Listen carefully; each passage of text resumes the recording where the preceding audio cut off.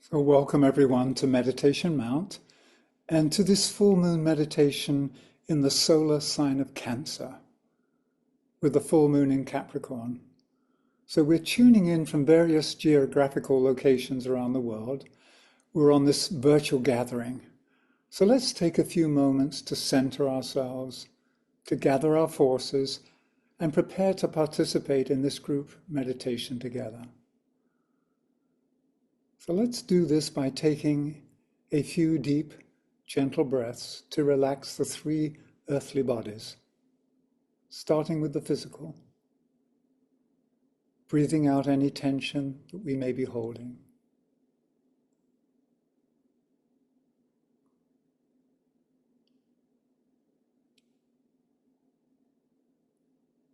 And then breathing out any tension that may be in our emotional or feeling body.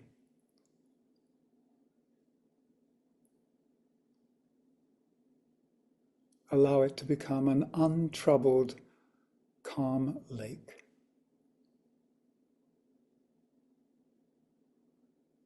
And then with the mind, let us release all extraneous thoughts, have them dissolve and disappear, so that our mind is clear and receptive.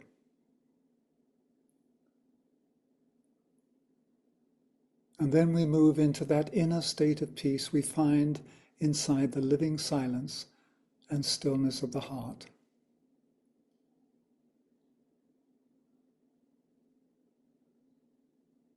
Through the heart, we are connected with all things. So let us consciously connect heart to heart to heart with all those who are gathered for this meditation. And as we send out lines of lighted love to each one, we weave together a matrix of love that is our group heart, the group chalice, into which the energies will pour and from which we will pour out our blessings to the world.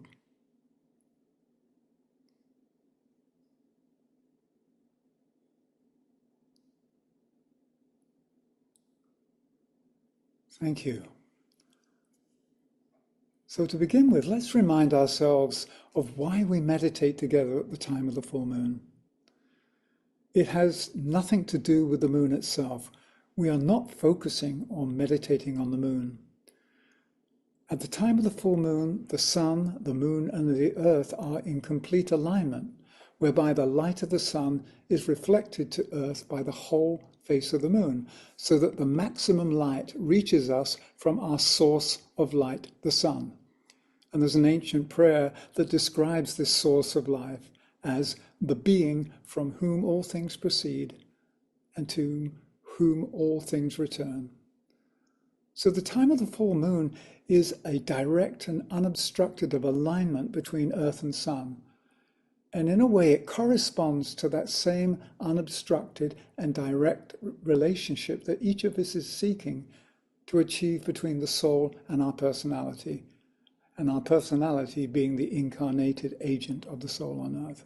So I just wanted to clarify that because we call it a full moon meditation. It happens at the time of the full moon.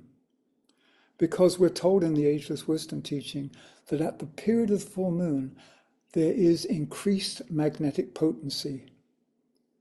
And that at this time, the planetary life, actually the logos of our planet, is in deepest meditation and at its place of highest contact with the solar life.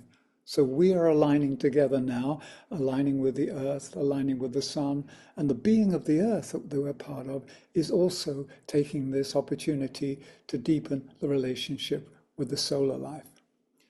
So at this time, there's like an energetic pathway linking earth with these greater beings in this unbounded and limitless nested universe of lives. So instead of a focus on the moon, we're really celebrating a monthly solar festival, which occurs when the moon is full, in order to utilize, in turn, the available energies pouring into our planet from the 12 constellations of the zodiac. You can imagine being inside a circular room with 12 stained glass windows, Each of those stained glass windows represents a constellation. And as the sun shines through, as the light shines through, the different colors and qualities of the constellations are focused on Earth. So I was reflecting on this and I was thinking, it's interesting to note how the cycles of the seasons and the progression each month through the zodiacal wheel actually reflects the universal process of manifestation in which all the elements are involved. So let's go back to the beginning of the astrological year. In Aries, we invoked fire, the fire of the heavens, in order to reignite, resurrect, and renew life on Earth. And then we moved to Taurus. Taurus is an earth sign. And in Taurus, the light supernal was anchored into the atoms of the planet by the blessings of the Buddha. And then we moved into the air sign of Gemini, where heaven and earth are connected by Mercury. And Mercury, as we're told, is the appointed quicksilver messenger of the gods. So Mercury's role is to quicken and make fertile the union between the two worlds of the eternal and the temporal. And now we have arrived at the water sign of Cancer, where birth takes place inside its fluid and feeling waters. So we have fire, earth, air, water, this rotation of elements as they coalesce and cooperate within the continuous circle dance of creation. I wanted to introduce that so it isn't just that, we had the full moon in Cancer, that we understand it's part of this greater creative process. So let me introduce a little bit about Cancer. It's known as the sign that is the purificatory waters of experience, where they begin their beneficent work. So water cleanses, you're born because inside the mother, the waters break and we're born. So water is always associated with birth. It's the sign of the crab, and we know the crab is a slow-moving creature who carries a house on its back, both on land, which represents the physical plane, and in the sea, which symbolizes the waters of the emotional plane. And if we study the life pattern of the crab, it demonstrates the characteristics of this sign. For like the creature who not only seeks the safety and security of its shell, but also likes to hide under rocks, those influenced by the energies of this constellation are apt to be home lovers. They tend to build a shell around themselves in which they can safely reside. However, Cancer has an important role to play in the unfoldment of the divine pattern, as it bestows upon us that which has been called in the ageless wisdom teachings, quote unquote, the ability to respond to contacts coming from all points of the compass and from every angle of the zodiacal wheel, from that which is within as well as from that which is without. So Cancer is a place of great sensitivity, and it has the potential of being a powerful agent of the light of the spirit because it plays a significant role in connection with the law of rebirth. Cancer is one of the gateways into life on the form level. It's a birthing sign. Now here in the USA, we've just celebrated the 4th of July, so it's useful to remember that the USA itself was born in this auspicious sign of Cancer. And if we go back even further, there is still a more ancient correlation to the process of birth through this constellation that is related to the birth of humanity. We are told that over 18 million years ago, humankind was born in the age of Cancer. So this birth we're referring to is that momentous evolutionary event which occurred when the fire of heaven entered the animal form. And for the first time, all three aspects of the one life, spirit, soul, and matter, lived together inside one package, the human package. You could look upon our human experience as being a lesson and a learning process of realizing that we are an active fractal of the one life. And if you go back to the Bible and other ancient scriptures, we're told that we are made in the image and likeness of the Creator. And therein lies the secret to our destined role as co-creators and to our divine bridging function within the ecosystem of the planet. Because when humanity becomes enlightened, the enlightened human consciousness will form a rainbow bridge connecting heaven and earth. So self-realization is the process we go through individually and as a group. And eventually, this will enable the many parts to consciously remerge with the one and become the one. So Cancer is a very powerful sign for us.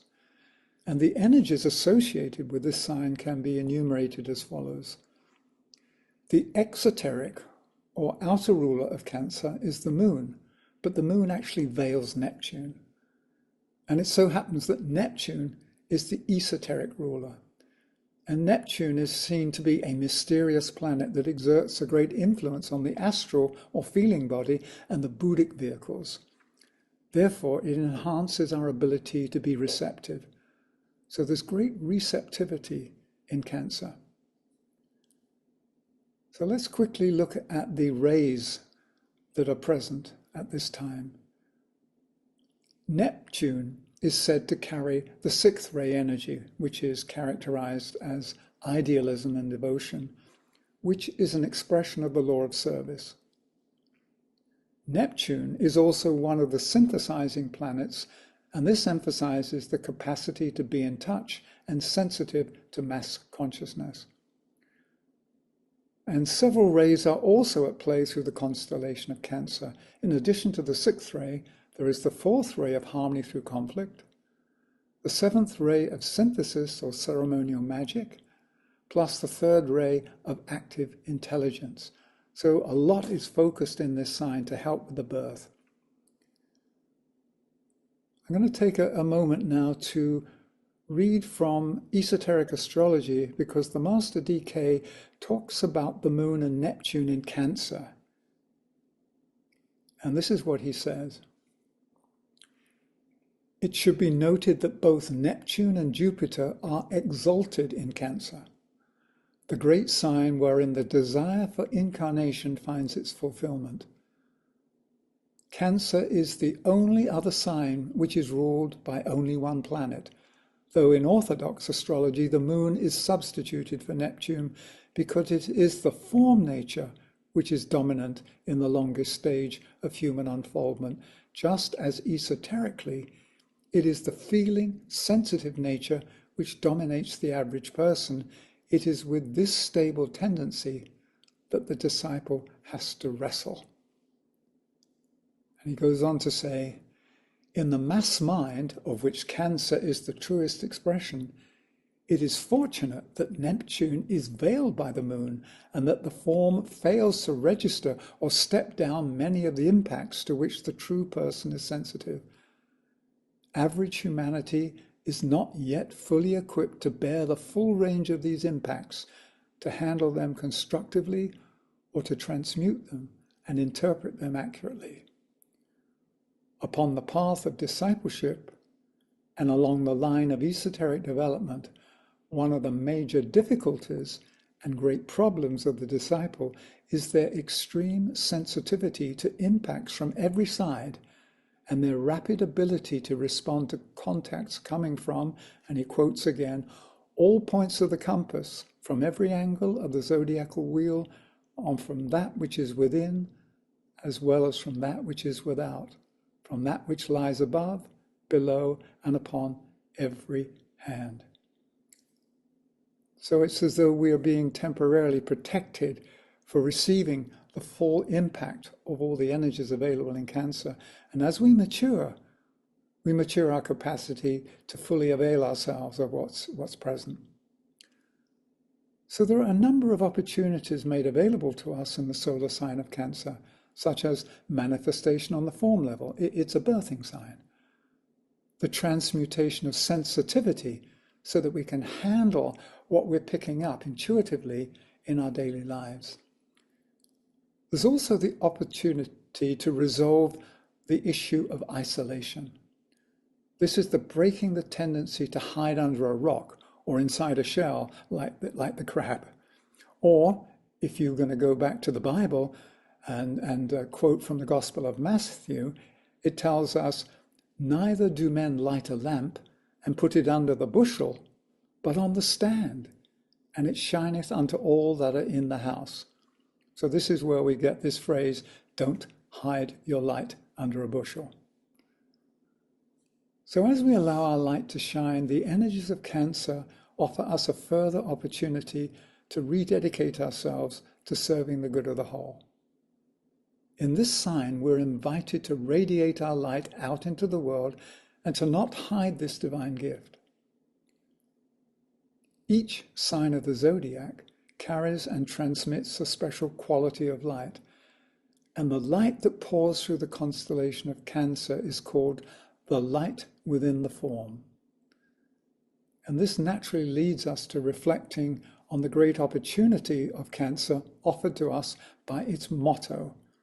So the sole motto of Cancer is, I build a lighted house and therein dwell.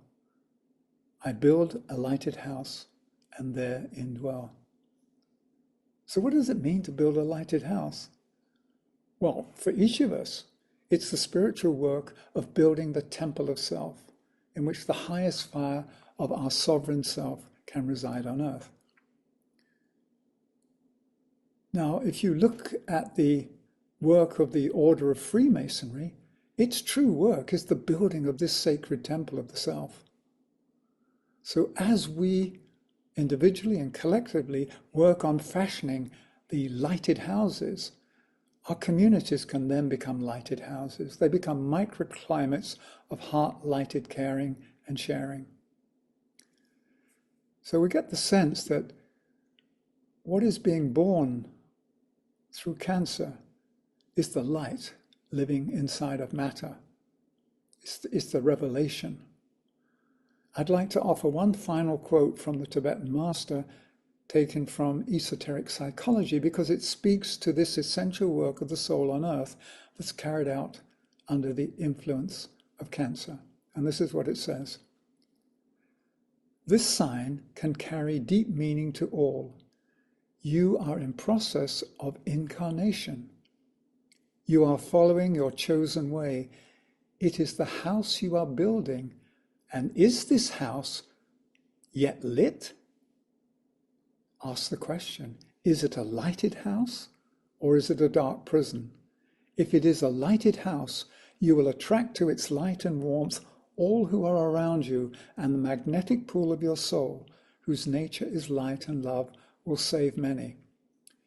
If you are still an isolated soul, you will have to pass through the horrors of a more complete isolation and loneliness, treading alone the dark way of the soul. Yet this isolation, this loneliness, and this separation in the dark night are all part of the great illusion. It is, however, an illusion into which the whole of humanity is now precipitated in preparation for unity, freedom, and release. Some are lost in the illusion and know not what is real and true. Others walk free in the world of illusion for the purpose of saving and lifting their brothers and sisters. And if you cannot do this, you will have to learn so to walk. So I wanted to end with this because it basically tells us we have the opportunity of dispelling glamour, of getting rid of all that hides the true light that lives inside us and releasing that light. So we could postulate that the collective magnum opus, the great work of our times, is the construction of the temple of the new humanity. This is our collective labor. Our task is to build a lighted house in which our human family can reside, which it can develop, which it can flourish, so it may fulfill its destined role as a light bringer and as a living bridge between heaven and earth. So I wanted to introduce these musings into the field about Cancer so that they're alive in our hearts and our minds and they are vibrating in the ethers. as Diana now leads us into the group meditation. Thank you, Michael. That was beautiful. Welcome to another phase of this meditation, deepening, taking it yet even into the silence, into the depth, very Cancerian words. I wanted to just add a few more words to what Michael offered, and that is that the Cancer is also ruled by water. And it's interesting to me, the floods that we're having. And our heart goes out to these water disasters, very much a Cancerian thing. Neptune, the planet Neptune, is in retrograde in Aries, which are water extremes. I'll show the chart just so you can see. There's two things I wanted to show on this. One is here is, and you can, if you know your chart, it's always interesting to see where these things might be landing in your chart. But we have Neptune retrograde, 2 degrees of Aries, conjunct Saturn, as you all know. And that is this new reality that we're stepping into. And there's a lot I could say about this chart, but I would at least also add that right here, where my cursor is 15 degrees of Cancer, which is the degree of the star Sirius. So the sun is very close. This sun at 18 degrees Cancer is very close to the star Sirius. And in a month or so, Jupiter will be conjuncting or coming together with the star Sirius also. So no matter what it might seem like, out there in the world and how intense it really, really, really is. There is a design to this that is playing out. And our job still is to create that lighted house, which is our whole planet of humanity. The whole of humanity is the lighted house, each of us individually, but then as the group. And so I wore my Sirius star pendant in honor of this month and of this degree that we're just touching 3 days ago. It would have been exact Sirius. The sun would have been at 15 degrees. So you might have been feeling this increasing intensity and having to, think of Cancer, the crab, handle, right? It's all about its appendages, right? To handle these floods of feelings, of water, right? Of emotion, of tears, right? There's a lot of emotion right now. And the full moon is in Capricorn, which is dry and ready and practical and, deals with everything ruled by Saturn, right? And so there's this counterpoint, right? The full moon is in Capricorn, but we are in solar Cancer. And it's so interesting to play with those pairs of opposites as we understand them more and more, to work the two lines of energy. The one we hear more about is the full moon, but esoterically, we work with the solar energy. So they're both happening and they're both true. But as spiritual beings, you may be feeling this deep sadness, deep compassion, right? A deep alignment also, an increasing alignment with Sirius at 15 degrees Cancer, right? And it's interesting, look at your chart. Where is 15 degrees? Because 15 degrees Cancer, wherever that is in your chart, is your path to spirit, your personal path to spirit. So what if you are a Cancer at 15 degrees, right? That and your whole life is about that. So it's interesting times we're in, and it's important for all of us to keep remembering this lighted house that we are building and to stand as witness to these changes that are happening as pure consciousness. So when you're ready to, we're going to go into the meditation now. So gather yourself up and use your breath to organize yourself into this time and space. Breath by breath, more and more present, present. Capricorn present, Cancer present, presence. And as you keep deepening the breath, feel yourself coming into your alignment that you are beginning or maybe do completely already know by heart. I know it by heart. My alignment. I build a lighted house and therein dwell. Right? My relationship with spirit. We're creating a thing, a mechanism, a way, right, to connect. And you feel that connection from the heart center, taking your position here for a moment and gently being aware of all conscious souls everywhere, connecting light to light to light. I build a lighted house and therein dwell. Om.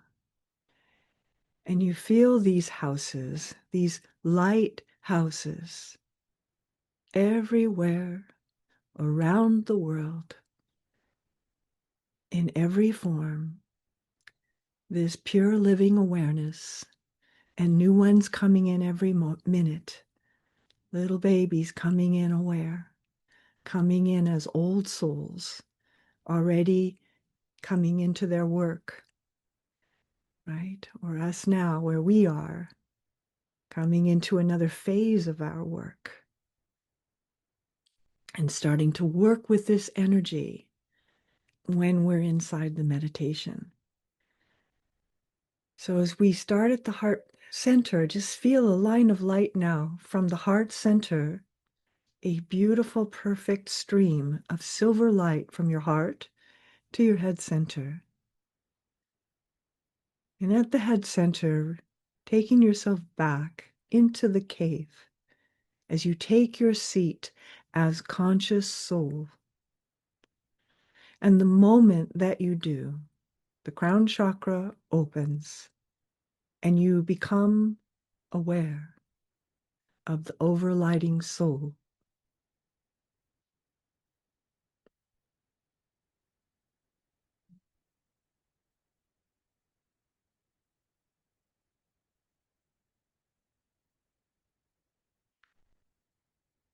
This magnifies your awareness.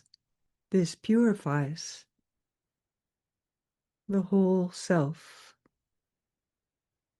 as these ever increasing light, higher and higher vibration, moves upward through the masters and the teachers, with Christ at its center.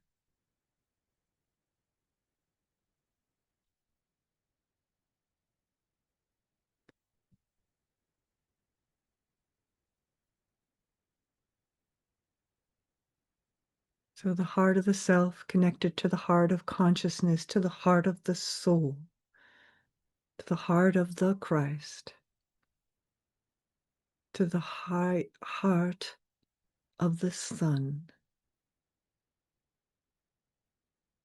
Light to light to light to light, to the heart of Sirius.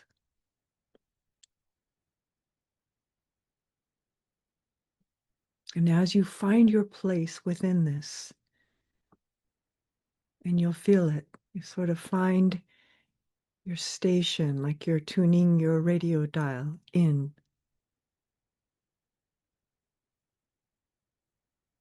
Each of us a little bit different, but all along that alignment path.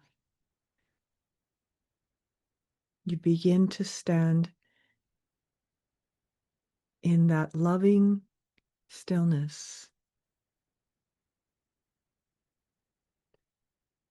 in that abiding peace that is always there.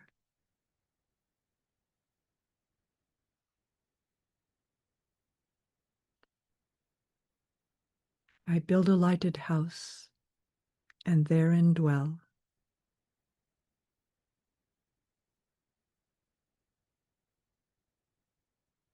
In that abiding peace that is always there.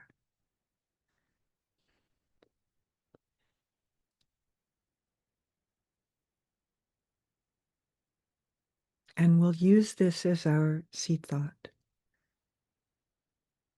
for our meditation as we move into this silence for about 10 minutes. And it is this: I stand present as light, as pure consciousness in the world. I stand present as light, as pure consciousness in the world.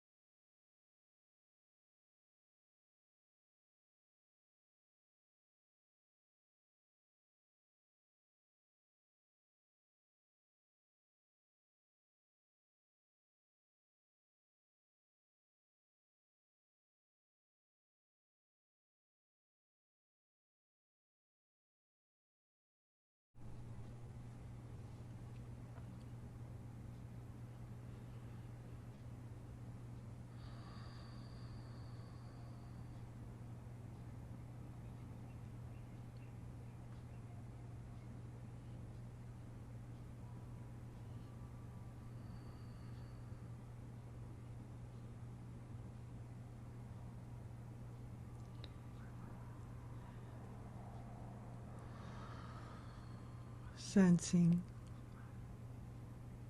Sirius on high.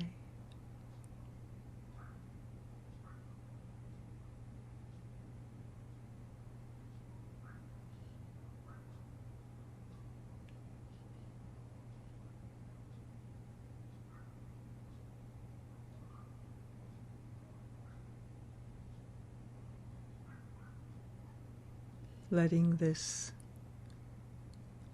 pure consciousness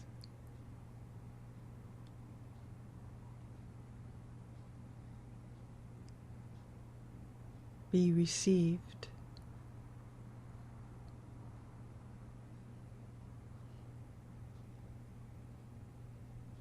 through all beings,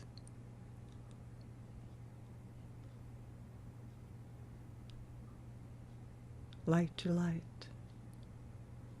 to light to light, all the way to here on the earth,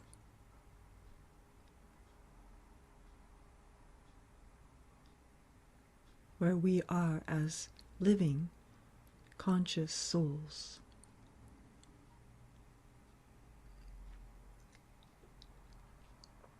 We stand present as light and of pure consciousness in the world. Om.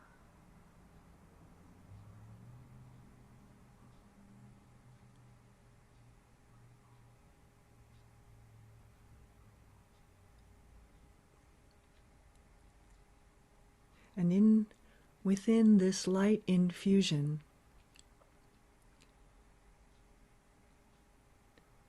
let these impressions circulate in the group aura,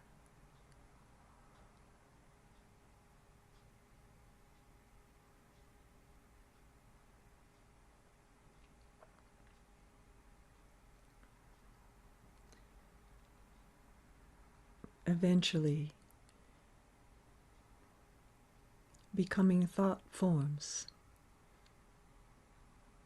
within the self, but not rushing at all. That these thought forms, influenced by this high vibration meditation, may be unfolding for days and longer.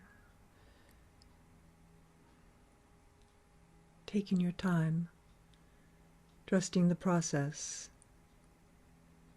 standing as pure light and pure consciousness.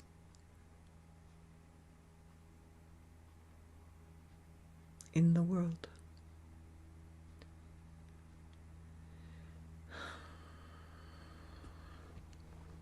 And we'll close with the great invocation,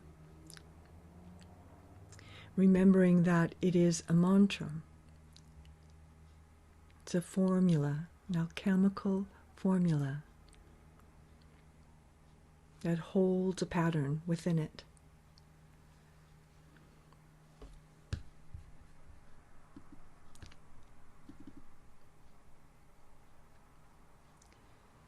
Followed by 3 ohms.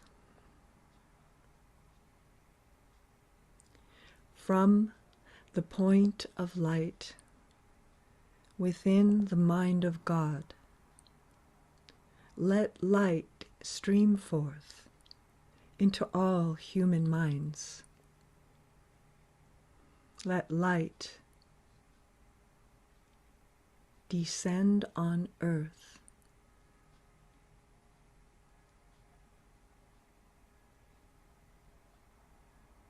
From the point of love within the heart of God, let love stream forth into all human hearts.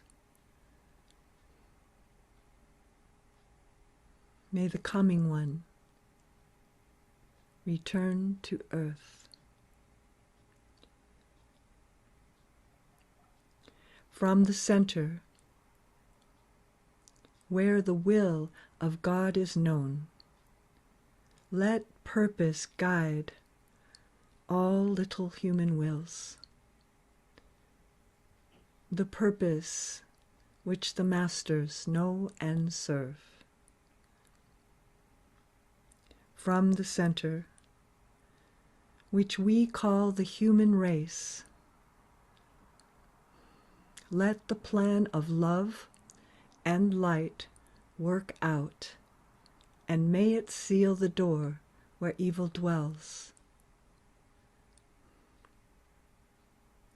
Let light and love and power restore the plan on earth.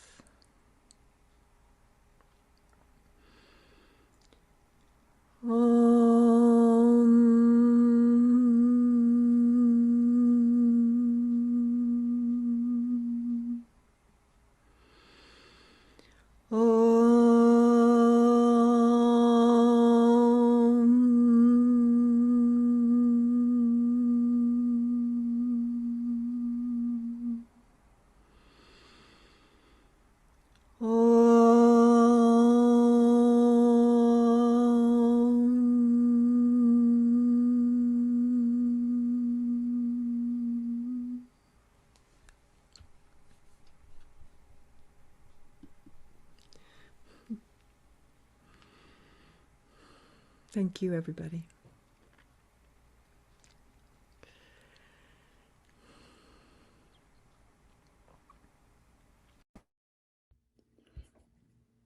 Thank you, Diana. As she mentioned, the light has filled our group chalice, our group aura, and we're going to dispense that light as a blessing now, because Cancer is the place where we build our lighted house. So we see the light of Cancer, the light within the form, infusing and purifying the physical, emotional, and mental matter out of which we will build the one lighted house of humankind on earth. We're going to take what we've received in this group meditation and we're going to send it out in 3 waves of blessing. And we're going to do this at the sounding of the Tibetan bell. Each wave will carry a different quality of light. The first wave that flows is the light of love from our hearts to all parts of the world, so that the darkness of ignorance and separation is dispelled. So as we send this light out from our heart, see the group field of our humanity being purified and sanctified for the building of the temple. So let's send out the light from the center of our heart to all our sisters and brothers, so that light may prevail.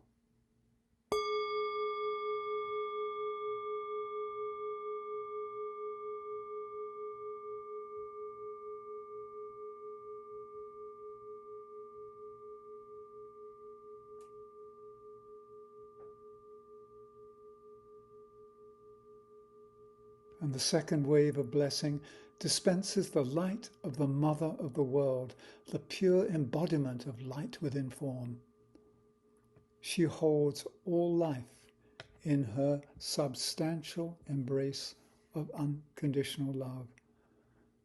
So we see her love permeating the hearts of all humanity and releasing and revealing the light inside of matter, the light that lives inside the heart of every human being. So as we send out this second wave of blessing from our group field, we see the blessings of the Mother of the world entering the hearts of all humanity.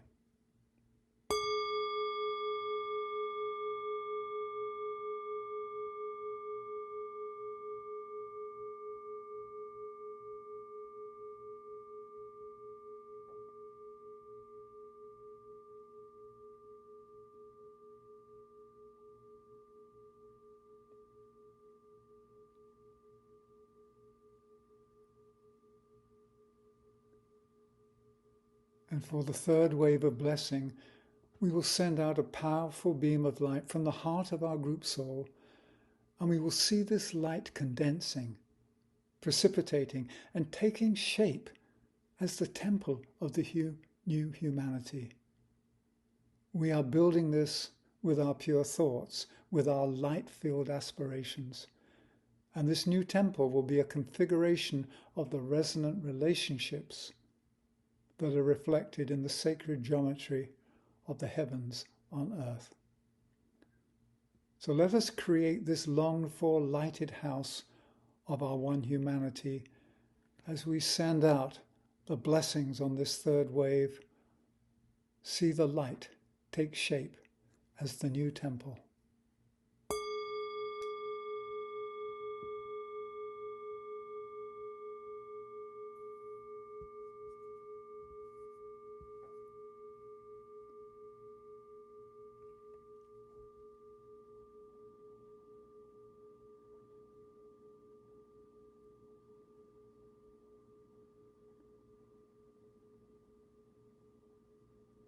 Let's continue to hold this in our hearts, the light of Cancer. And may we in the coming days be those light bearers. May we continue to build the lighted houses that are so needed. So we thank you for your presence and your participation in this global meditation. And may there be many blessings on our shared work in the world. This is our common assignment. And so from all of us here at Meditation Mount, we bid you good night, and we pray that each of us may find a lighted path upon which to walk and serve. Namaste.